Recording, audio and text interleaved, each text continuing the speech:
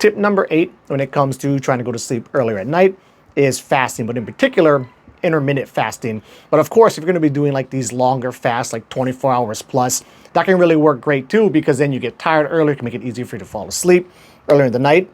Now, granted, there are some things that say, like, if you start to push out your fast further, so I'd say past 24 hours for sure, more like, 48 hours plus.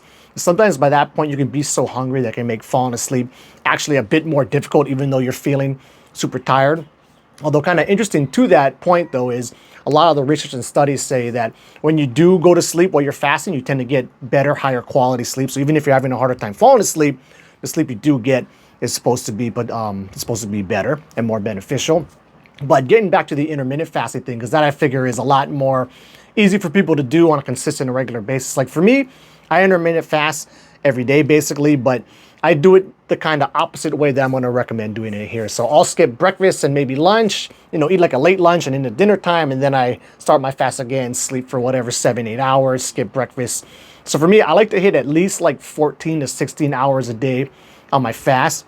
But to do it particularly to help you fall asleep earlier is you want to flip that. So don't skip breakfast. Eat breakfast, maybe eat up until lunch, maybe a little bit past lunch, and then start your fast. So you're skipping, basically any snacks and all through dinner time.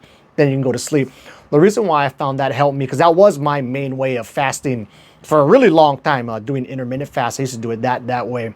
And I found that really helped in really 2 ways. First of all, not eating from, past breakfast or lunchtime whenever. I did tend to feel more tired, so it helped me sleep earlier. But plus, the other benefit of this was because I had that kind of routine and streak going. And once I get streaks going, I don't like to break them, so it gives me a lot more motivation to keep them up. Is say if at like late at night I was getting hungry and I'd want to eat, I'd be like, well, great, I'll just go to sleep, because then if you go to sleep, you don't got to worry about trying to eat, right? So, skipping dinner can work well. Helps you be tired a bit earlier, and they can also help you to, give you a good reason to go to sleep early, because you don't want to have to fight this urge to try and eat.